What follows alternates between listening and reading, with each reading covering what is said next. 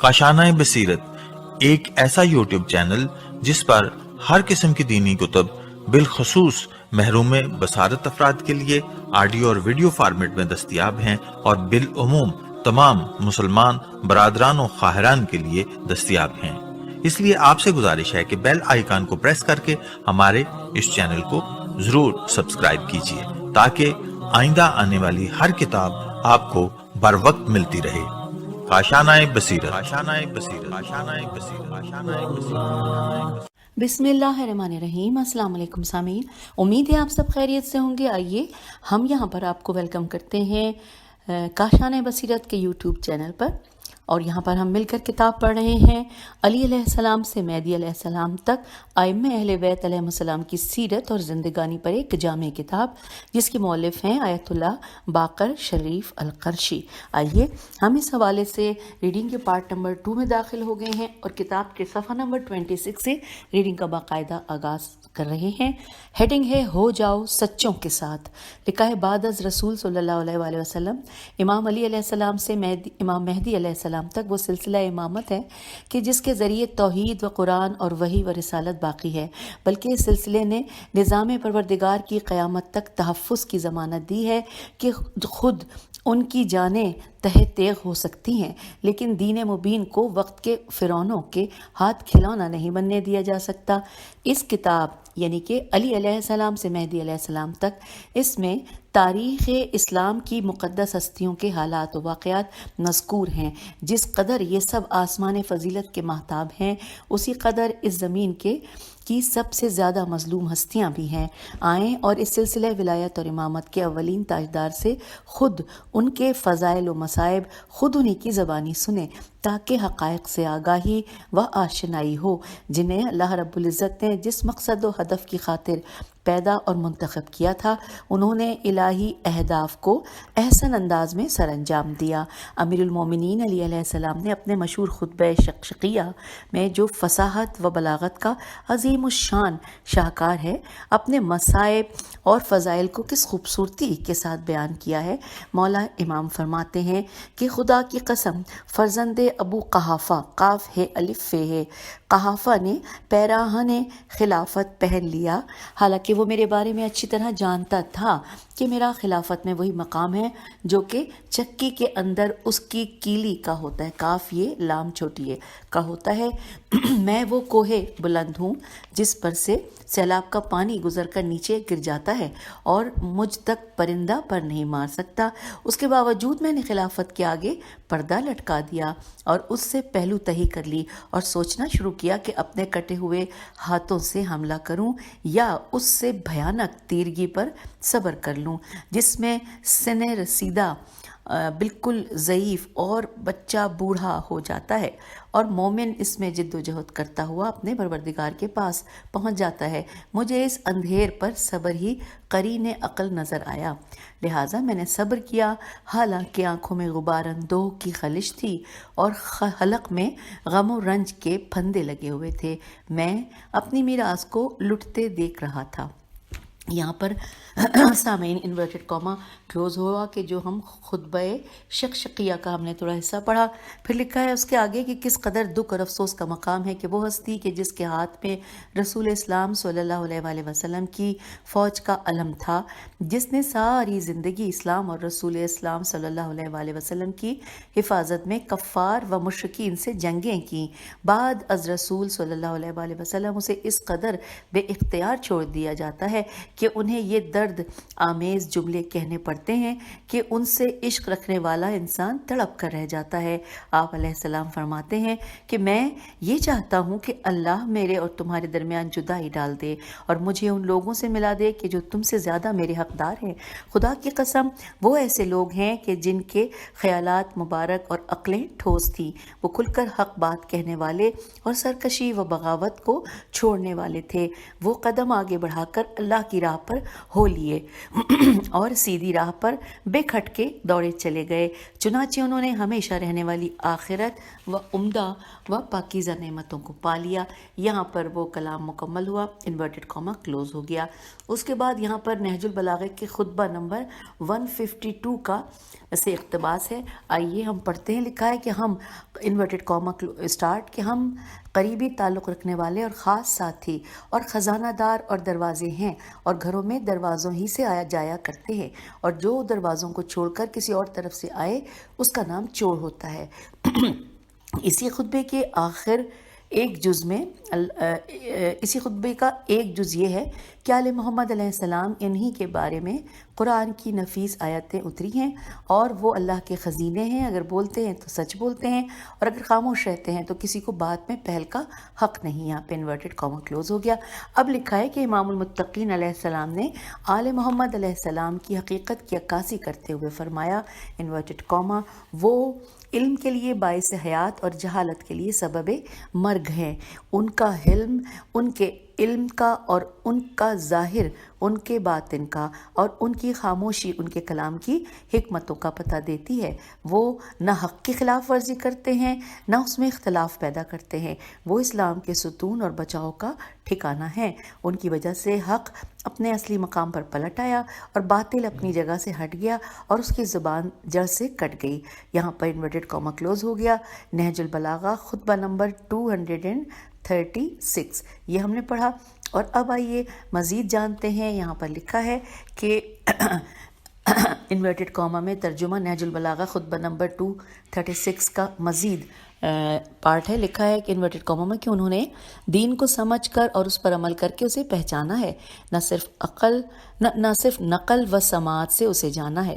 یوں تو علم کے راوی بہت ہیں مگر اس پر عمل پیرا ہو کر اس کی نگہداشت کرنے والے کم ہیں۔ یہاں پہ انورٹڈ کاما کلوز ہو گیا۔ ہم ترجمہ پڑھ رہے تھے نہج البلاغہ کے خطبہ نمبر 236 کے مزید پارٹ کا۔ آگے چلتے ہیں۔ لکھا ہے بدر حنین نے جب کعبے میں ولادت پائی تھی، فاتح بدر حنین، پورا جملہ یوں ہے، میں نے وہ فاتح اپنے طور پہ پڑھ لیا اور زور سے بولنا بھول گئی۔ فاتح بدر حنین نے جب کعبے میں ولادت پائی تھی تو اس مولود کعبہ نے رسول اسلام صلی اللہ علیہ وآلہ وسلم کے مبارک ہاتھوں پر بلند ہو کر آپ صلی اللہ علیہ وآلہ وسلم کی زیارت کر کے اپنی زندگی کا آغاز کیا تھا، اور پھر اس دن تک پیغمبر صلی اللہ علیہ وآلہ وسلم کی شانہ بشانہ رہے جب تک کہ آپ صلی اللہ علیہ وآلہ وسلم کی حضیرت القدس تک رحلت نہیں ہوئی تھی۔ پھر لکھا ہے کہ اسی حالت کو آپ علیہ السلام نے نہج البلاغہ میں اس طرح بیان کیا ہے، اور یہ ہم پڑھنے جا رہے ہیں نہج البلاغہ کے خطبہ نمبر 37 کا حصہ، انورٹڈ کاما، کہ میں نے اس وقت اپنے فرائض انجام دیے جبکہ اور سب اس راہ میں قدم بڑھانے کی جرت نہ رکھتے تھے، اور اس وقت سر اٹھا کر سامنے آیا جبکہ دوسرے گوشوں میں چھپے ہوئے تھے، اور اس وقت زبان کھولی جبکہ دوسرے گنگ گاف نون گاف نظر آتے تھے، اور اس وقت نور خدا کی روشنی میں آگے بڑھا جبکہ دوسرے زمین گیر ہو چکے تھے۔ گو میری آواز ان سب سے دھیمی تھی مگر سبقت و پیش قدمی میں میں سب سے آگے تھا۔ میرا اس تحریک کی باغ تھامنا تھا کہ وہ اڑ سی گئی، اور میں صرف تھا کہ جو اس میدان میں بازی لے گیا۔ معلوم ہوتا تھا کہ جیسے پہاڑ جسے نہ تند ہوائیں جنبش دے سکتی ہیں اور نہ تیز جھکڑ اپنی جگہ سے ہلا سکتے ہیں، کسی کے لیے بھی مجھ میں عیب گیری کا موقع اور حرف گیری کی گنجائش نہ تھی۔ انورٹڈ کاما کلوز ہوا۔ تو یوں ہم نے نہج البلاغہ کے خطبہ نمبر 37 کا کچھ حصہ ملاحظہ کیا۔ پھر لکھا ہے جی ہاں، اس سلسلہ امامت و ولایت کے راس و رئیس اور فاتح خندق و خیبر ہیں۔ پھر آپ علیہ السلام کی شہادت کے بعد آپ علیہ السلام کے فرزندوں نے اس مشن کو آگے بڑھایا اور اپنے ادوار کے مستضعفین کو میم سین تے زواد عین فے یہ نون مستضعفین کو سنبھالا اور مستکبرین کا مقابلہ کیا۔ نہایت ہی افسوس سے کہنا پڑتا ہے کہ ان کے فضائل و مصائب میں سینکڑوں کتب لکھی گئیں اور ان میں ہزاروں روایات جمع کی گئیں، لیکن ان کی سیرت کے اہم ترین پہلو کی طرف لوگوں کی عدم توجہ کی وجہ سے ان کی تاریخی مظلومیت کا سلسلہ آج تک جاری ہے، کیونکہ ان کی زندگی کے انقلابی پہلو کو زیر بحث نہیں لایا گیا۔ یہی انقلابی پہلو ہے کہ جس کے لیے انہیں منصب امامت کے لیے منتخب کیا گیا ہے، وہ سب اس الہی ذمہ داری سے عہدہ برا ہوئے تھے۔ امام علیہ السلام نے اسی حقیقت کو اپنے ملکوتی الفاظ کے ساتھ کچھ اس طرح بیان کیا۔ آئیے ہم ملاحظہ کرتے ہیں نہج البلاغہ کے خطبہ نمبر 236 کا کچھ حصہ۔ انورٹڈ کاما، تمہیں معلوم ہونا چاہیے کہ آل محمد علیہ السلام آسمان کے ستاروں کی مانند ہیں، جب ایک ڈوبتا ہے تو دوسرا ابھرتا ہے، گویا تم پر اللہ کی نعمتیں مکمل ہو گئی ہیں اور جس کی تم آس لگائے بیٹھے تھے وہ اللہ نے تمہیں دکھا دیا ہے۔ یہاں پر انورٹڈ کاما کلوز ہو گیا۔ پھر لکھا ہے الحمدللہ یہ کتاب ملت اسلامیہ کے لیے ایک عظیم الشان تحفہ ہے جو محقق دوران، محدث جلیل، مورخ آل محمد علیہ السلام آیت اللہ الشیخ باقر شریف القرشی کی تالیف و تحقیق ہے، جو ایک موضوعاتی اور تحلیلی کتاب ہے۔ تے ہے لام، یہ لام چھوٹی ہے، تحلیلی کتاب ہے۔ اس کا اردو زبان میں ترجمہ حجت الاسلام مولانا زرغام زواد رے غین الف میم زرغام حیدر صاحب نے کیا ہے، اور اس کی نشر و اشاعت کا کام ادارہ منہاج الصالحین لاہور پاکستان نے کیا ہے۔ آقائق علامہ ریاض حسین جعفری فاضل قم نے ضرورت محسوس کی کہ اس کتاب کو منظر عام پر لایا جائے۔ کتاب میں اصلاح و تہذیب کی گنجائش تھی۔ علامہ موصوف نے اثر نو اس کتاب کی تہذیب و اصلاح کی اور اسے اشاعت کے مختلف مراحل سے گزار کر اسے ایک نئے اور دیدہ زیب ٹائٹل کے ساتھ نشر کیا۔ خداوند متعال علامہ موصوف کی توفیقات خیر میں مزید اضافہ فرمائے۔ آپ اور آپ کی ٹیم کے ارکان شبانہ روز دین مبین کی نشر و اشاعت میں مصروف بعمل ہیں۔ اس وقت ادارہ حاضہ آیت اللہ عبد الرزاق مکرم رحمۃ اللہ، آیت اللہ سید کاظم قزوینی اور آیت اللہ الشیخ باقر شریف القرشی کی کتابوں کی نشر و اشاعت یا تراجم میں مصروف ہے۔ یہ تینوں بزرگوار جاگیر حسنین علیہ السلام بریکٹ میں لکھا ہے جنت میں راحت و آرام پا رہے ہیں۔ نیکسٹ پیراگراف میں ہے کہ آیت اللہ قرشی کی یہ دوسری کتاب ہے کہ جو ادارہ زیور طباعت سے مرصع کر چکا ہے۔ اس سے پہلے قرشی مرحوم کی کتاب غریب توس ملک کے کونے کونے میں موجود ہے۔ آخر میں قومی درد رکھنے والے افراد کی خدمت میں التماس ہے کہ وہ اپنے مقدس رہبروں کی تعلیمات سے آشنا ہو کر اپنی دنیا اور آخرت کو کامیاب کریں۔ اس حقیقت سے انکار نہیں کیا جا سکتا کہ قومی ترقی کے لیے مضبوط اداروں کی ضرورت ہوتی ہے۔ جس قوم کے ادارے مضبوط ہوں وہ قوم مضبوط و مستحکم اداروں کے لیے قومی مالی تعاون ایک لازمی امر ہے۔ جہاں ملک پاکستان میں ملت جعفریہ خیر البریہ کے نونہالوں کی فکری آبیاری میں دوسرے ادارے سرگرم بعمل ہیں، وہاں ادارہ منہاج الصالحین لاہور پاکستان کا کام سب پر بھاری ہے۔ ادارہ مذکور نے تمام علمی موضوعات پر کتابیں شائع کی ہیں، جیسے کہ تفسیر قرآن، حدیث، سیرت و سوانح، علم اخلاق اور فقہ وغیرہ۔ اس طرح ادارے نے اپنی سینکڑوں تالیفات قوم کو تحفہ کی ہیں۔ اس ادارے کی تمام کتابیں فکری، موضوعاتی اور تحلیلی ہیں۔ ادارے کے بانی اور سربراہ ملک پاکستان کے سب ایک بہت بڑے عالم ہیں، انہیں قومی فکری ضروریات کا علم ہے، اس لیے ان کی تمام کتابیں منتخب ہیں جو کہ ہر لحاظ سے معیاری ہیں۔ بارگاہ خدا بندی میں التماس ہے کہ وہ اس ادارے کے بانی کا سایہ ہم پر تا دیر قائم رکھیں اور ادارہ منہاج الصالحین کو مزید دن دگنی رات چوگنی ترقی عطا فرمائیں، الہی آمین۔ نیچے لکھا ہے التماس دعا اور آگے نام ہے الطاف حسین کلاچی، پرنسپل مدرسہ باب القلم توسہ شریف، اور ہم نے پیج نمبر 31 پر یہ مکمل کیا، اور اب یہاں پر پیج 32 پر ہم پڑھنے جا رہے ہیں جو کہ مہدی باقر قرشی کی تحریر ہے اور جس کی ہیڈنگ ہے آغاز سخن۔ آئیے مل کر پڑھتے ہیں۔ لکھا ہے بسم اللہ الرحمن الرحیم۔ پروردگار عالم نے اہل بیت علیہ السلام کو اپنے اسرار کا محافظ، اپنے علم کا مخزن، اپنی وحی کا مفسر اور صراط مستقیم کی روشن دلیل قرار دیا ہے۔ اسی بنا پر ان کو تمام لغزشوں سے محفوظ رکھا، ان سے ہر طرح کی پلیدگی اور رجز کو دور رکھا، جیسا کہ پروردگار عالم کا ارشاد ہے، انما یرید اللہ لیذھبعنکم الرجس اہل البیت ویطہرکم تطہیرا۔ یہ سورہ احزاب کی آیت نمبر 33 ہے۔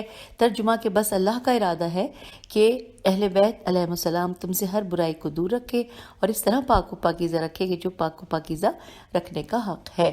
پھر لکھا ہے کہ قرآن کریم میں ان کی اطاعت اور ولایت اور محبت کی بھی تاکید کی گئی ہے۔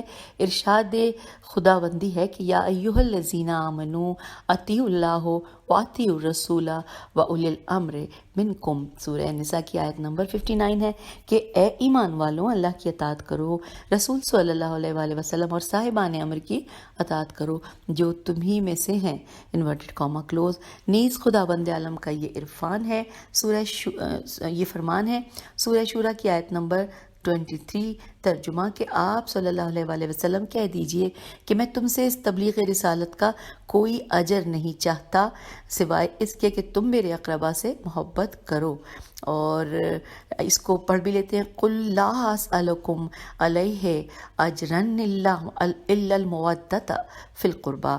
یہ سورہ شورى کی آیت نمبر 23 تھی۔ پھر لکھا ہے کہ اسی طرح رسول اعظم صلی اللہ علیہ وآلہ وسلم نے اپنی حدیث کی تاکید فرمائی ہے جو کہ محدثین کی نظر میں متواتر ہے۔ اور یہ جو حدیث ہے اس کا ترجمہ ہم پڑھیں گے، کافی نسبتاً تھوڑی بڑی حدیث ہے، انورٹڈ کاما کہ میں تمہارے درمیان دو گنا قدر چیزیں چھوڑے جا رہا ہوں، جب تک تم ان دونوں سے متمسک رہو گے ہرگز میرے بعد گمراہ نہیں ہوں گے، اور ان دونوں میں سے ہر ایک دوسرے سے اعظم ہے۔ اللہ کی کتاب جو آسمان سے لے کر زمین تک کھینچی ہوئی رسی ہے اور میری اطرت میرے اہل بیت علیہ السلام ہے، وہ دونوں ایک دوسرے سے جدا نہیں ہوں گے یہاں تک کہ حوض کوثر پر میرے پاس وارد ہوں گے، پس میں دیکھوں گا کہ تم میرے بعد ان سے کیسا برتاؤ کرو گے۔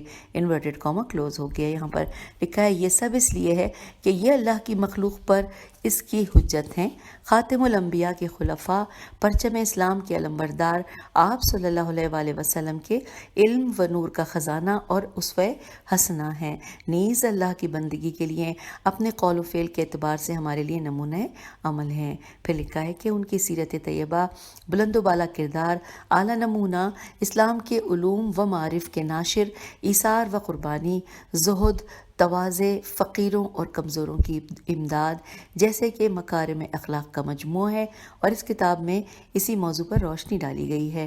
پھر لکھا ہے کہ ہم اس گفتگو کے آخر میں خداوند قدوس سے یہ دعا کرتے ہیں کہ وہ ہم کو اس کے منابع و ماخذ سے استدلال کرنے میں کامیاب و کامران بنائے، اور آخر میں ہم نشر و اشاعت کے کرنے والے ادارے منہاج الصالحین لاہور پاکستان کے شکر گزار ہیں۔ اور اس کے بعد اللہم صلی علی محمد وعلی محمد، نام لکھا ہے مہدی باقر قرشی، 13 محرم 1424 ہجری۔ صفحہ 33 پر ہم نے یہ مکمل کر لیا آغاز سخن جو کہ مہدی باقر قرشی کی جانب سے لکھا ہوا تھا، اور اب ہم مقدمہ پڑھنے جا رہے ہیں، مقدمہ مؤلف۔ آئیے اس حوالے سے تسلی سے دیکھتے ہیں کہ صفحہ نمبر 34 پہ لکھا ہے کہ بے شک ہر انسان کی فطرت اور اس کے خمیر میں یہ بات شامل ہے کہ وہ ایک ایسا عقیدہ حاصل کرنا چاہتا ہے جس کے مطابق زندگی گزارنا آسان ہو اور وہ اس کے نامعلوم مستقبل کے بارے میں ایک پناہ گاہ قرار پا سکے، خاص طور پر اپنی موت کے بعد وہ قابل اطمینان ٹھکانہ حاصل کر سکے، اور عین اسی وقت اس کا ضمیر یہ چاہتا ہے کہ اس ذات کی معرفت حاصل کرے کہ جس نے اسے پیدا کیا اور عرصہ حیات میں اسے وجود عطا فرمایا۔ یہی وجہ ہے کہ دنیا کے خالق کے بارے میں موجود افکار کے درمیان زمین سے لے کر آسمان تک کا اختلاف پایا جاتا ہے، کیونکہ یہ دنیا اچانک وجود میں نہیں آ سکتی اور نہ ہی یہ عقل میں آنے والی بات ہے۔ کائنات میں بسنے والے انسان میں سے بعض سورج کو اپنا خدا مان بیٹھے کیونکہ یہ گرمی بخشتا ہے، بعض نے چاند کو اپنا خالق مان لیا کیونکہ اس کے نکلنے، نمو پانے اور کامل ہونے کے متعدد فائدے اور عجائبات ہیں، اور پھر اس کے ڈوبنے اور نکلنے کے بھی فائدے ہیں، اور بعض فرقے جہالت و نادانی کی بنا پر اپنے بنائے ہوئے بتوں کی پرستش کرنے لگے۔ اچھا، یہاں پہ یہ لکھا ہے نا کہ پھر اس کے ڈوبنے اور نکلنے کے بھی فائدے ہیں، یہاں پر اشارہ ہے کہ ہم حاشیے میں دیکھیں، یہاں کچھ لکھا ہے کہ عراق میں مقبروں کی دیواروں پر سورج، چاند اور بعض ستاروں کی تصویریں بنائی گئی ہیں، جس کا مطلب یہ ہے کہ مرنے والے ان کی عبادت کیا کرتے تھے۔ چلیے جی، یہ بھی ہم نے جان لیا، اور پھر یہ ہم پڑھتے ہیں کہ جہاں سے ہم نے چھوڑا تھا کہ پھر اس کے ڈوبنے اور نکلنے کے بھی فائدے ہیں، اور بعض فرقے جہالت و نادانی کی بنا پر اپنے بنائے ہوئے بتوں کی پرستش کرنے لگے، جن کو انہوں نے اللہ کے بجائے اپنا خدا قرار دیا تھا، اور خانہ کعبہ کی دیواروں پر 360 بت رکھ دیے گئے، جن میں سے حبل معاویہ کے باپ اور یزید کے دادا ابو سفیان کا تھا، اور بقیہ مکہ اور مکے سے باہر رہنے والے قریش سے متعلق خاندانوں کے خدا تھے۔ اب پھر اگلے پیراگراف میں لکھا ہے کہ جو کہ پروردگار عالم کے تمام انبیاء علیہم السلام، اللہ کی مخلوق، اس کے بندوں پر حجت تمام کرنے اور ان کی فکروں کو صاف و شفاف کرنے کے لیے مبعوث کیے گئے۔ انہوں نے ہی جہالت کے بتوں اور باطل عقائد سے لوگوں کے اذہان کو صاف کیا۔ اسی طرح انہوں نے انسان کے ارادے، طرز عمل اور عقائد کو مکمل طور پر آزاد رہنے کی دعوت دی۔ انبیاء علیہ السلام کے مبعوث کیے جانے کا عظیم مقصد اللہ کے بندوں کو اس کی عبادت اور وحدانیت کی دعوت دیتا ہے۔ وہ خدا جو خالق کائنات ہے، ایسی زندگی عطا کرنے والا ہے کہ جو زمین پر خیر اور سلامتی کی شناخت پر مبنی ہے۔ اسی طرح اس کی دعوت کا اہم مقصد انسان کو ان خرافات سے دور کرنا ہے کہ جن کے ذریعے انسان کا اپنے اصلی مقصد سے بہت دور چلے جانا ہے۔ مشرقی عرب میں سب سے زیادہ نمایاں مسلح حضرت ابراہیم علیہ السلام تھے، جنہوں نے زمین پر اللہ کا نام بلند کرنے کے لیے جہاد کیا، شرک کا قلع قمع کرنے کے لیے سختی سے مقابلہ کیا، جیسا کہ آپ علیہ السلام نے بتوں کو پامال اور ان کو نیست و نابود کرنے کے لیے قیام کیا۔ اور یہاں پر ہمیں حاشیے میں پڑھنا ہے، لہٰذا لکھا ہے کہ ملاحظہ کیجیے کہ سورہ انبیاء کی آیت نمبر 51 سے 67 تک ان آیات میں حضرت ابراہیم علیہ السلام کے جہاد اور بتوں سے مقابلہ کرنے کے طریقے بیان کیے گئے ہیں۔ پھر لکھا ہے کہ جبکہ ان کی، اب یہاں میں حاشیے میں پڑھ کے ہم واپس صفحے پہ آ گئے، کہ جبکہ ان کی قوم نے ان پر سختیاں کیں، آپ علیہ السلام کے زمانے کے سرکش بادشاہ نمرود نے آپ علیہ السلام کو طرح طرح کی اذیتیں دینا شروع کر دی تھیں، اور آپ علیہ السلام کو دہکتی ہوئی آگ میں منجنیق کے ذریعے ڈال دیا، لیکن پروردگار عالم نے آگ کو حضرت ابراہیم علیہ السلام کے لیے ٹھنڈا کر دیا۔ یہاں پہ حاشیے میں اس کا تھوڑا سا مزید تفصیل اس میں لکھی ہوئی ہے کہ پروردگار عالم نے آگ کی حرارت کو ٹھنڈک میں بدل دیا جو اس کی ضد ہے۔ یہ ایک ایسا حقیقی معجزہ ہے جس کے ذریعے اللہ نے اپنے انبیاء علیہ السلام کی تائید فرمائی ہے۔ اب دوبارہ ہم صفحے کی جانب آ رہے ہیں کہ اسی طرح انبیاء علیہ السلام نے زمین پر اللہ کا نام بلند کرنے کے لیے جنگ و جہاد کیا اور انسان کی فکر اور اس کے ارادے کو غیر خدا کی عبادت سے آزادی عطا کی۔ اور اب اگلے پیراگراف میں لکھا ہے کہ اللہ کی وحدانیت کے اقرار اور انسان کو آزاد فکر کی طرف دعوت دینے میں رسول اعظم حضرت محمد صلی اللہ علیہ وآلہ وسلم کی شخصیت ممتاز و نمایاں ہے۔ آپ صلی اللہ علیہ وآلہ وسلم ہی نور کی مشعلوں کو اٹھانے والے ہیں۔ آپ ہی نے ہی جہالت کے خوشنما دکھائی دینے والے ان عقائد کو پاش کیا کہ جو گناہ اور خرافات میں غرق تھے۔ مکے میں نور کی شعائیں پھیلیں جو کہ اصنام الف صاد نون الف میم اور بتوں کا مرکز تھا۔ کوئی بھی قبیلہ بتوں سے خالی نہیں تھا، ہر گھر میں بت تھے جس کی وہ پرستش کیا کرتے تھے۔ نبی اکرم صلی اللہ علیہ وآلہ وسلم نے محکم عزم و ارادے کے ساتھ اس کا مقابلہ کیا۔ آپ صلی اللہ علیہ وآلہ وسلم کے سامنے کوئی چیز رکاوٹ نہ بن سکی۔ آپ صلی اللہ علیہ وآلہ وسلم نے بڑی محنت و مشقت کے ساتھ توحید کا پرچم بلند کیا، خدا کی عبادت کا تصور پیش کیا، تاریخ کا رخ بدل ڈالا اور انسان کو خرافات میں غرق ہونے سے نجات دلائی۔ یہ بات بھی شایان ذکر ہے کہ پروردگار عالم نے اپنے بندے اور رسول حضرت محمد مصطفیٰ صلی اللہ علیہ وآلہ وسلم پر قرآن کی اکثر آیات مکے میں نازل فرمائیں، اور حضرت صلی اللہ علیہ وآلہ وسلم نے پروردگار عالم کے وجود پر محکم اور قاطع قاف الف تو عین دلیلیں پیش کیں جن کا انکار کمزور ذہن والے انسان کے علاوہ کوئی نہیں کر سکتا۔ اور اب آئیے اگلے پیراگراف کی جانب لکھا ہے، نبی اکرم صلی اللہ علیہ وآلہ وسلم مکے سے یثرب ہجرت کرنے پر مجبور ہو گئے۔ اللہ نے آپ صلی اللہ علیہ وآلہ وسلم کو فتح مبین عطا فرمائی۔ آپ صلی اللہ علیہ وآلہ وسلم کے دشمن سرکش قریش اور سرکردہ عربوں نے آپ صلی اللہ علیہ وآلہ وسلم کو زیر کرنا چاہا تو آپ نے ایک عظیم حکومت کی بنیاد ڈالی، اپنی امت کے لیے بہترین اور مفید قواعد و ضوابط معین فرمائے جن سے تہذیب و تمدن کو چلایا جا سکے۔ اس حکومت میں انصاف اور حقوق کی ادائیگی کی ضمانت لی اور پھر اس میں زندگی کی مشکلات کا حل پیش کیا۔ انسان کی زندگی کا کوئی بھی گوشہ ایسا نہیں چھوڑا کہ جس کے لیے شرعی قانون نہ بنایا ہو، یہاں تک کہ خراج تک کی دیت کے قوانین معین کیے، شریعت اسلامیہ کو نافذ کیا جس میں سب کے لیے احکام مقرر کیے، جس سے فطرت انسانی کا قافلہ رواں دواں ہو گیا جو انسان کی زندگی کے طریقے سے بالکل بھی الگ نہیں ہو سکتا تھا۔ اور پھر حضرت صلی اللہ علیہ وآلہ وسلم کے اوصیاء و خلفاء نے ان قوانین کو لوگوں تک پہنچایا کہ جو آئمہ ہدایت اور مصباح اسلام ہیں۔ اور سامعین، اور اب اگلا پیراگراف یہاں پہ مختلف پیراگراف کی شکل میں الگ الگ بیان کیا جا رہا ہے، یعنی تھوڑا فاصلہ ہو جاتا ہے۔ تو پھر یہاں لکھا ہے کہ رسول اسلام صلی اللہ علیہ وآلہ وسلم نے جس چیز کو اپنی زندگی میں زیادہ اہمیت دی ہے وہ اپنے بعد امت کی قیادت و رہبری کا مسئلہ تھا، لہذا یہ ضروری تھا کہ آپ صلی اللہ علیہ وآلہ وسلم اپنے بعد اس امت کی قیادت و رہبری کی باغ دوڑ سنبھالنے کے لیے کسی کو معین فرمائیں جو لوگوں تک خیر و بھلائی کو پہنچا سکے۔ آپ صلی اللہ علیہ وآلہ وسلم نے اپنی سب سے پہلی دعوت دین کے موقع پر یہ اعلان کر دیا کہ جو آپ صلی اللہ علیہ وآلہ وسلم کی رسالت پر ایمان لائے گا اور آپ کی مدد کرے گا وہ میری وفات کے بعد میرا خلیفہ ہوگا۔ اس سلسلے میں آپ صلی اللہ علیہ وآلہ وسلم نے بڑا اہتمام کیا۔ راویوں کا اتفاق ہے کہ امیر المومنین حضرت علی علیہ السلام نے آپ صلی اللہ علیہ وآلہ وسلم کی دعوت پر لبیک کہا، حالانکہ آپ علیہ السلام بھی ابھی بہت کم سن تھے۔ پھر حضرت صلی اللہ علیہ وآلہ وسلم نے آپ کو اپنے بعد اپنا وصی اور خلیفہ معین فرمایا۔ پیغمبر اسلام صلی اللہ علیہ وآلہ وسلم نے اپنے اہل بیت علیہ السلام اور اصحاب پر نظر ڈالی تو ان میں اپنے چچا زاد بھائی اور سبتین امام حسن و امام حسین علیہ السلام کے پدر بزرگوار حضرت علی علیہ السلام کے علاوہ کوئی ایسا نظر نہ آیا جو آپ صلی اللہ علیہ وآلہ وسلم کے ہم پلہ ہو سکے۔ تو آپ علیہ السلام اللہ پر خالص ایمان کی نعمت سے مالا مال تھے اور دین کی مشکلوں میں کام آنے والے تھے۔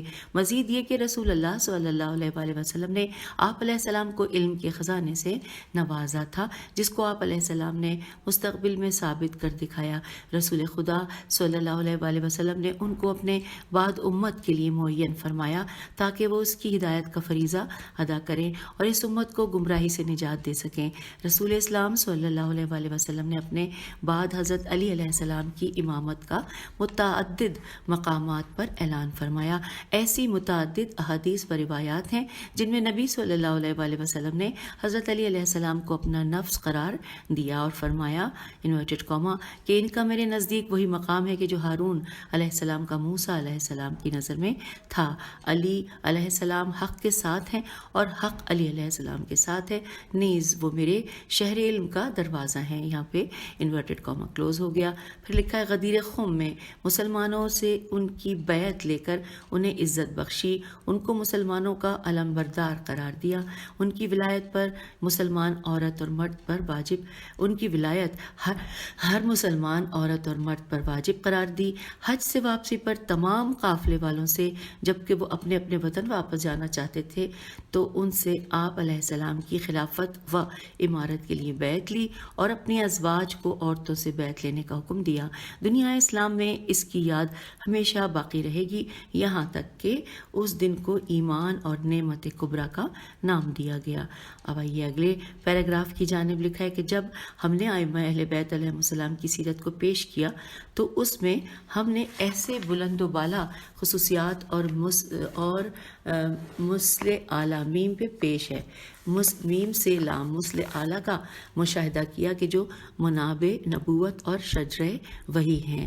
الحمدللہ میں نے 40 سال سے ان کے بارے میں ان کے شرف و عزت کی داستانیں تحریر کی ہیں جس میں ہم نے ان کے آثار و سیرت کو لوگوں کے درمیان شائع کیا۔ خدا کی قسم جب ہم نے ان میں سے کسی امام علیہ السلام کے متعلق کتابوں کا مطالعہ کیا تو اس کی تمام فصلوں اور سطور میں نور، ہدایت، شرف اور کرامت کے علاوہ اور کچھ بھی نہیں پایا. ان کا اللہ تبارک و تعالیٰ کے نور سے اقتباس کیا گیا ہے اور گمراہوں کو ہدایت ملتی ہے اور حیرت زدہ کو رشادت ملتی ہے. شین الف دال تے رشادت ملتی ہے. سیرت ائمہ طاہرین علیہ السلام دنیا کی ہر رنگینی اور زیب و زینت سے بالا تر ہے. ان میں صرف اللہ تعالیٰ کی طرف سے کامیابی کا رخ ہے. اسی لیے مطلق عبودیت دکھائی دیتی ہے. وہ اپنی راتیں خدا کی عبادت، اس سے لو لگانے اور اس کی عبادت کی تلاوت کر کے بسر کرتے ہیں. اس کے مقابلے میں ان کے دشمن اپنی راتیں رنگین کر کے بدکاری، دیوانگی اور مست ہو کر بسر کرتے ہیں. خدا ابو فارس پر رحمت نازل فرمائے. اس نے مندرجہ ذیل شعر بنی عباس اور آل نبی صلی اللہ علیہ وآلہ وسلم کے متعلق کہا ہے. ترجمہ کہ ان آل نبی کے گھر سے ہمیشہ قرآن کی تلاوت کی آواز آتی ہے اور تمہارے گھروں سے ہمیشہ گانے بجانے کی آوازیں آتی ہیں. انورٹڈ کاما کلوز ہو گیا. اس شعر کا ترجمہ ہم نے پڑھا. پھر لکھا ہے ائمہ اہل بیت علیہ السلام تقوی کے ستون تھے، ایمان کے لیے مثالی تھے، لیکن ان کے دشمن فساد اور تمام اخلاقی اور انسانی قدر و قیمت کو برباد کرنے میں مثالی ہیں. اور اب آئیے اگلے پیراگراف کی جانب. لکھا ہے جب سے تاریخ اسلام وجود میں آئی ہے اس وقت سے لے کر آج تک لوگوں کا یہ یقین و اعتقاد ہے کہ ائمہ علیہ السلام دین اسلام کی حمایت و مدد کرنے والے ہیں، رسول اللہ صلی اللہ علیہ وآلہ وسلم کے وصی ہیں، قرآن حکیم کے ہم پلہ ہیں. شیعوں کا یہ عقیدہ کسی سے تعصب یا تقلید کے طور پر نہیں ہے. اس مطلب پر کتاب خدا اور سنت نبویہ کی قاطع قاف الف تو عین قاطع دلیلیں موجود ہیں جن سے کسی مسلمان کے لیے اغماز نظر کرنا، الف غین میم الف زواد اغماز نظر کرنا اور انہیں پس پشت ڈال دینا جائز نہیں ہے. یہ صاف و شفاف دلائل ہے. ان کا فائدہ واضح و روشن ہے. مسلمانوں پر ان سے محبت کرنا واجب قرار دیا گیا ہے. اس سلسلے میں اللہ کا ارشاد ہے سورہ شورى کی آیت نمبر 23 میں انورٹڈ کاما آپ کہہ دیجئے کہ میں تم سے اس تبلیغ رسالت کا کوئی اجر نہیں چاہتا سوائے اس کے کہ تم میرے اقربا سے محبت کرو. انورٹڈ کاما کلوز ہو گیا. آیا ولایت نے اطہار علیہ السلام کی محبت واجب قرار دیتی ہے. اور اب آئیے اگلا پیراگراف. اس بات کا ذکر کرنا بھی مناسب ہے کہ اہل بیت علیہ السلام کا شریعت اسلامیہ میں ان کے جد بزرگوار رسول اکرم صلی اللہ علیہ وآلہ وسلم کے علاوہ دوسرا کوئی اور طریقہ نہیں ہے، بلکہ اہل بیت علیہ السلام کا طریقہ رسول اللہ صلی اللہ علیہ وآلہ وسلم کا طریقہ ہے جو حضرت صلی اللہ علیہ وآلہ وسلم کے طریقے و روش سے ہی اخذ کیا گیا ہے. تمام عبادات و معاملات، عقود اور ایقاعات عین قاف واو دال عقود اور ایقاعات الف یہ قاف الف عین الف تے ایقاعات ایک ہی چمکتے ہوئے نور و حکمت کے سرچشمے سے اخذ کیے گئے ہیں جن کو حضرت محمد صلی اللہ علیہ وآلہ وسلم کہا جاتا ہے. فقہ اسلامی کی عظیم الشان شخصیت حضرت امام جعفر صادق علیہ السلام نے اعلان فرمایا ہے کہ جو احکام شریعت بلند و برتر اخلاق اور آداب وغیرہ نقل کیے گئے ہیں وہ سب کے سب ہمارے آباء و اجداد کے اس خزانے سے نقل کیے گئے ہیں کہ جن کو انہوں نے رسول اسلام صلی اللہ علیہ وآلہ وسلم سے حاصل کیا تھا. ان کی احادیث کسی مغالطے کے بغیر جوہر اسلام کی حکایت کرتی ہیں. ان کی حقیقت رب العالمین کی طرف سے اسی طرح نازل ہوتی ہے. اس میں اسلامی مذاہب پر کسی طرح کوئی طعن و طنز نہیں کیا گیا ہے. ان کے علمی چشمے ہیں جن کے ذریعے وہ سیراب کیے گئے ہیں. اور یہاں پر یہ والا پیراگراف مکمل ہوا. اور اب آئیے اگلے پیراگراف کی جانب. لکھا ہے کہ ائمہ علیہ السلام سے نقل شدہ تمام معصور میم الف سے واو رے معصور احکام و تشریحات بالکل حق اور عدل خالص ہیں. ان میں کوئی پیچیدگی اور اغماز الف غین میم الف زواد نہیں ہے جن دلائل پر شیعوں کے بڑے بڑے فقہا نے اعتماد کیا ہے یا جن کو ستون قرار دیا ہے. اور وہ اثر و حرج عین سین رے واو ہیرے جیم اثر و حرج کو دور کرنے والی دلیلیں ہیں. جب مکلف پر میم کاف لام فے اور لام پے پر تشدید ہے. جب مکلف پر असर व हरज लाजिम आ रहा हो तो ये अदिल्ला अलिफ दाल लाम है, लाम पे तशदीद है, पर हाकिम होती हैं। इसी तरह ज़रर को दूर करने वाली अहादीस जब मुकल्लफ पर किसी की तरफ से कोई ज़रर आयद हो रहा हो तो ये अदिल्ला औलिया पर हाकिम होती हैं। बहरहाल आइम्मा अहले बैत अलैहिस्सलाम का मज़हब शरीयत के तमाम अतवार में फितरी तौर पर हर ज़माने में रवा दवा है। और अब आइए अगला पैराग्राफ पर पैगम्बर इस्लाम सल्लल्लाहु अलैहि वसल्लम के बड़े बड़े सहाबी जैसे हज़रत अम्मार बिन यासिर रज़ी अल्लाह, हज़रत सलमान फ़ारसी रज़ी अल्लाह, हज़रत अबू ज़र गफ़ारी रज़ी अल्लाह और औस व खज़रज के कबीलों की वो हस्तियाँ कि जिन्होंने इस्लाम को अपनी कोशिशों और जहाद के ज़रिए कायम किया, उन सब ने अहले बैत अलैहिस्सलाम का मज़हब इख्तियार किया, क्योंकि नबी अकरम सल्लल्लाहु अलैहि वसल्लम ने अपनी इतरत को कश्ती निजात, कुरान मजीद के हमपल्ला और बाब हित्ता के मानंद करार दिया है। और उन अहले बैत अलैहिस्सलाम के कायद व रहबर अमीरुल मोमिनीन हज़रत अली अलैहिस्सलाम को, जो कि हक़ के साथ हैं और हक़ उनके साथ है, उनकी नबी अकरम सल्लल्लाहु अलैहि वसल्लम से वही निस्बत है जो हज़रत हारून अलैहिस्सलाम की हज़रत मूसा अलैहिस्सलाम से थी, और उन्हीं के मज़हब को मज़हब हक़ का नाम दिया गया है। इसी सिलसिले में शायर इस्लाम कमियत कहता है, काफ़ीम ये थे अरबी का शेर, साथ में उर्दू लिखिए कि मैं आलिम अहमद सल्लल्लाहु अलैहि वसल्लम का शिया हूँ और मज़हब हक़ के अलावा मेरा कोई मज़हब नहीं है, इन्वर्टेड कॉमा क्लोज। आइए अगले पैराग्राफ की जानिब लिखा है कि अगर उमवी और अब्बासी सियासत ना होती तो मज़हब अहले बैत अलैहिस्सलाम इस्लामी माशरे में वाहिद मज़हब होता, क्योंकि ये नबी अकरम सल्लल्लाहु अलैहि वसल्लम से मुत्तसिल है और उन्हीं से अख़ज़ किया गया है। मगर क्या किया जाए कि बनी उमैया और अब्बासियों ने अहले बैत अलैहिस्सलाम का मुकाबला करने की ठान ली और उनको सज़ाएँ देना शुरू कर दी, क्योंकि ये अहले बैत अलैहिस्सलाम उनके जुल्म जबर और उनकी हुकूमत के लिए ख़तरा थे। इसीलिए वो तमाम सियासी और इक़्तिसादी मैदानों में अहले बैत अलैहिस्सलाम और उनके शियों की ज़िद पर अड़ गए, जिससे शियों के आइमा ने उन शियों पर तक़य्या लाजिम करार दे दिया और उनको दी जाने वाली सख्त सज़ाओं के डर की वजह से अपना मज़हब मख्फी करने की ताकीद फरमा दी। वो सज़ाएँ ये थीं कि जैसे आंखें फोड़ देना, उनके तमाम फितरी हकूक़ को पामाल कर देना और अदालत व कचहरी में उनकी गवाही कबूल न किया जाना। आइए अगला पैराग्राफ पढ़ते हैं। उमवी और अब्बासी हुक्मरानों ने शियों को तरह तरह की तकलीफ़ें दी, उनके सख्त से सख्त इम्तहानात लिए, उन पर सख्त जुल्म तशद्दुद किए, उनके हाथ काट दिए, उनकी आंखें फोड़ दी और मामूली से वहम व गुमान की बिना पर ही उनको कत्ल कर दिया जाता था। मुहद्दिस अज़ीम शेख तूसी रहमतुल्लाह फरमाते हैं कि मुसलमानों और गैर मुसलमानों में कोई ऐसा ग्रोह नहीं है कि जिस पर अहले बैत अलैहिस्सलाम के शियों की तरह जुल्म और सितम ढाए गए हों।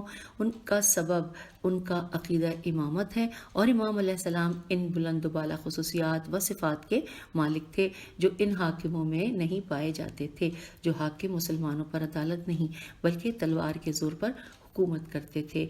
वो उन नाइंसाफ़ हुक्काम को चोर डाकू समझते थे, इसलिए उन्होंने उनकी हुकूमत को गिराने के लिए हथियारों से लैस होकर क़याम किया। शियों ने बड़े ही फ़ख्र और इज़्ज़त के साथ अदले सियासी और माशरती ज़िंदगी की बुनियाद डाली। उन्होंने हुकूमत से मुसलमानों के दरमियान अदल के ज़रिए माल तकसीम करने की मांग की, हाकिमों की शहवत परस्ती के ज़रिए नहीं। लिहाजा अब्बासी और उमवी तमाम बादशाहों ने उनका कुश्त व कुश्तार करके सख्ती के साथ उन्हें कुचल दिया। अब अगला पैराग्राफ है कि उन्होंने नाइंसाफ़ी करते हुए शियों पर ऐसे पस्त इल्ज़ाम लगाए कि जिनकी कोई सनद नहीं, जो इल्ज़ाम लगाने वालों की फ़िक्री और इल्मी पस्ती पर दलालत करते हैं। उन्हीं में से उन्होंने शियों पर एक ये तोहमत लगाई कि शिया बुतों को सजदा करते हैं, हालांकि ये इमाम हुसैन अलैहिस्सलाम की कब्र की मिट्टी है जिसके शर्फ़ को अल्लाह ने ज़्यादा किया है। और हमने ये मतलब अपनी किताब अल-सुजूद अला तुर्बतुल हुसैनिया में बयान किया है, जो मुतअद्दिद मरतबा तबाह हुई है। इसका अंग्रेज़ी और उर्दू ज़बान दोनों ज़बानों में तर्जुमा हो चुका है। हमने इसमें ये वाज़ेह तौर पर बयान किया है कि शिया तुर्बत हुसैनी अलैहिस्सलाम को मुक़द्दस समझते हैं, लिहाजा उस पर सजदा करते हैं, क्योंकि वहाँ पर बानी इस्लाम और उसको निजात देने वाले फ़र्ज़ंद रसूल अलैहिस्सलाम हज़रत इमाम हुसैन अलैहिस्सलाम शहीद हुए हैं। रावियों का ये متفق علیہ فیصلہ ہے کہ جبرائیل علیہ السلام نے نبی اکرم صلی اللہ علیہ وسلم کو اس بقیہ طاہرہ کی مٹی دیتے ہوئے یہ خبر دی کہ آپ صلی اللہ علیہ وسلم کا فرزند حسین علیہ السلام اس سرزمین میں پر شہید کیا جائے گا۔ تو رسول اللہ صلی اللہ علیہ وسلم نے اس مٹی کو سونگھا اور اس کو چوما، لہٰذا شیعہ اس مٹی پر اللہ واحد قہار کا سجدہ کرتے ہیں جس کو رسول اللہ صلی اللہ علیہ وسلم نے سونگھا اور چوما ہے۔ اسی طرح کی متعدد تہمتیں شیعوں پر لگائی ہیں، اس کے حق میں کچھ ایسے فیصلے کیے کہ جن کی دین میں کوئی حقیقت ہی نہیں ہے اور جو دائرہ اسلام سے خارج ہے۔ اور آئیے اگلا پیراگراف جانتے ہیں۔ لکھا ہے، ہم ایمان اور صدق دل سے یہ اعلان کرتے ہیں کہ ہم نے ائمہ اہل بیت علیہم السلام کی سوانح حیات سے متعلق یہ مختصر مطالب حق کی دعوت، اخلاص، حقیقت، امت کے استقلال اور اس میں محبت اور اتحاد کی بقا و دوام کی خاطر رقم کیے ہیں، اس لیے کہ انسان کو متحد رہنا چاہیے، متفرق نہیں، ایک ہونا چاہیے، الگ الگ نہیں۔ ان میں کوئی دھوکہ اور گمراہی نہیں ہے۔ ہم نے بنیادی طور پر یہ مطالب قرآن کریم اور احادیث رسول صلی اللہ علیہ وسلم سے حاصل کیے ہیں، جن میں خواہشات نفسانی کا کوئی دخل و تصرف نہیں ہے اور نہ ہی جذبات کو مد نظر رکھا گیا ہے جن سے حقائق چھپ جاتے ہیں اور تاریخی حقائق مخفی ہو کر رہ جاتے ہیں۔ آئیے اگلے پیراگراف کو پڑھتے ہیں۔ لکھا ہے، ہم صاف اور شفاف اور مخلصانہ انداز میں یہ عرض کرتے ہیں کہ بے شک انسان تجربے کرتا ہے اور اس نے حکومت کے متعلق متعدد تجربے کیے ہیں، لیکن یہ حکومت اور سیاست کے میدان میں اس مقام و منزل تک نہیں پہنچ سکا ہے جس تک شیعوں کی رسائی ہے، کیونکہ امت کے امام میں کمال اور بلندی ذات کی شرط ہے۔ حکومت اور اسے چلانے پر مکمل طور پر مسلط ہونا چاہیے اور امت چلانے کے لیے تمام اقتصادی، تعلیمی اور امن و امان وغیرہ کو عام ہونا چاہیے، جس سے شہروں کو صحیح طریقے سے ترقی کی راہ پر چلایا جا سکے۔ ہم پھر تاکید کے ساتھ عرض کرتے ہیں کہ ان تمام امور سے ائمہ ہدایت علیہ السلام کے علاوہ اور کوئی واقف نہیں تھا، کیونکہ یہ مادیت سے بالکل الگ تھے۔ انہوں نے اخلاق حق کے لیے کام کیا۔ جب امیر المومنین حضرت علی علیہ السلام نے امت کی قیادت کی باغ دوڑ سنبھالی تو انہی کو عملی شکل دے دی، اور آپ علیہ السلام نے مسلم اور غیر مسلم سب میں مساوات کا اعلان فرمایا، ان کو برابر برابر عطا کیا، قرابت داروں کو دوسروں پر مقدم نہیں کیا۔ آپ علیہ السلام کا اپنے بھائی عقیل، بھتیجے اور اپنے داماد عبداللہ بن جعفر علیہ السلام کے ساتھ پیش آنے والا قصہ مشہور و معروف ہے۔ آپ علیہ السلام نے ان دونوں کے ساتھ عام لوگوں جیسا سلوک کیا اور حکومت کے اموال میں ان دونوں کا کوئی اثر نہیں ہوا۔ آپ علیہ السلام اس سلسلے میں بہت ہی دقت سے کام لیتے تھے، یہاں تک کہ اپنی ذات والا صفات کے ساتھ بھی ایسا ہی کرتے تھے۔ امام علیہ السلام نے حکومت کے تمام میدانوں میں اسلامی تعلیمات کو نشر کیا۔ آپ علیہ السلام نے اپنے دور حکومت میں والیوں اور کارکنوں کے لیے خطوط بھی تحریر فرمائے۔ آپ علیہ السلام نے ان خطوط میں امت کے لیے تمام ضروریات دین، سیاست، اقتصاد اور تعلیمات وغیرہ کے سلسلے میں ضروری نکات تحریر فرمائے۔ ان تمام دروس کا سیکھنا اور ان کو مذہب کی بنیاد پر قرار دینا واجب ہے۔ امام امت کی ذمہ داریاں ہیں اور ان کا مذہب شیعہ کے مطابق آگے بڑھنا ہے۔ آئیے اگلا پیراگراف ہے کہ مقدمے کے اختتام سے پہلے، اب ہم یہ مقدمے کے سامعین اختتام پہ پہنچ گئے ہیں جو ہم نے مقدمہ پڑھنے کا آغاز کیا تھا۔ لکھا ہے، مقدمے کے اختتام سے پہلے ہم قارئین کرام کو یہ بتا دیں کہ ہم نے یہ مقدمہ مذہب اہل بیت علیہ السلام کی تعلیم و تدریس کے لیے تحریر کیا ہے۔ اس میں تربیتی اور اخلاقی مطالب تحریر کیے ہیں اور ابن خلدون کہ جو اس کی کتاب ہے مقدمہ ابن خلدون، جس کے صفحہ نمبر 196 اور 202 اور احمد امین مصری وغیرہ کی باتوں سے گریز کیا ہے، جنہوں نے ائمہ اور شیعوں کے متعلق کچھ مطالب تحریر کیے ہیں، اور وہ بھی ان تعلیمات کے متعلق تحریر نہیں کیے بلکہ متعصب قسم کے مطالب ہیں اور ان پر ایسے الزامات لگائے ہیں جن کی کوئی واقعیت اور علمی حیثیت نہیں ہے۔ ان مطالب کے بعد ہم نے اہل بیت علیہ السلام کی سیرت اور ان سے ماثورہ مطالب تحریر کیے ہیں۔ یہ اس کا خاص جز ہے۔ ہم نے اس کتاب کو ایک مستقل موضوع قرار دیتے ہوئے اس کا نام نفحات من سیرت ائمہ اہل اہل بیت علیہم السلام رکھا ہے. ہجے کرتی ہوں. نون فے خ الف تے نفخات اور من سیرت ائمہ اہل بیت علیہ السلام رکھا ہے. اس کا مطالعہ کرنے والے اس بات کا مشاہدہ کریں گے کہ ہم نے ان تعلیمات کی طرف اشارہ کیا ہے جن کی ائمہ ہدیٰ علیہ السلام نے تعلیم دی ہے. اس مقدمے کے آخر میں ہم عالم جلیل سید عبداللہ سید ہاشم موسوی کے لیے دعا کرتے ہیں. خدا ان کے درجات کو بلند فرمائے. انہوں نے اس کتاب کو زیور طبع سے آراستہ کیا جسے میں نے ائمہ ہدیٰ علیہ السلام کی شان مبارک میں تحریر کیا ہے. خدا ان کو اجر جزیل عطا فرمائے اور اس فعل پر عظیم ثواب عطا کرے. وہی پروردگار ہے جو بلند ولی اور قادر ہے. مکتبہ امام حسن، اب نیچے لکھا ہے مکتبہ امام حسن عام، نجف اشرف، عراق، باقر شریف قرشی، 28 ربیع الثانی 1421. تو یوں سامعین یہاں پر مقدمہ مکمل ہوا اور ہم آپ سے اجازت چاہتے ہیں. انشاءاللہ اگلی ریڈنگ کی نشست میں اس سے آگے چلیں گے اور باقاعدہ تمام علوم جاننے کی کوشش کریں گے. خدا حافظ، فی امان اللہ.